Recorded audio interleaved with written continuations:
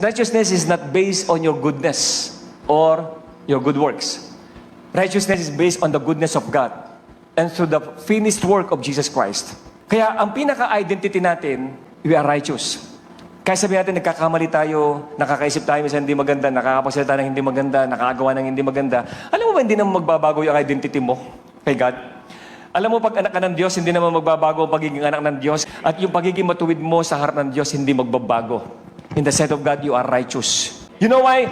Ang demonyo, ang pinakakapangyarihan niya sa mga anak ng Diyos, guilt and condemnation. Sasabihin sa'yo, nagkamali ka, nagkulang ka, tingnan mo ginawa mo kahapon, tingnan mo ginawa mo last week, tingnan mo ugali mo, tingnan mo, hindi ka nabubuhay bilang Kristiyano, iko-condemn ka. Lalagyan ka ng guilt, lalagyan ka ng doubt. Pero once you know in Christ, you are righteous. Kahit anong gawin ng demonyo, i-confess mo, I am the righteousness of God in Christ Jesus. Still, I am the righteousness of God in Christ Jesus. I am the righteousness of God in Christ Jesus. And the more you declare that you are righteous, the more you reign in life.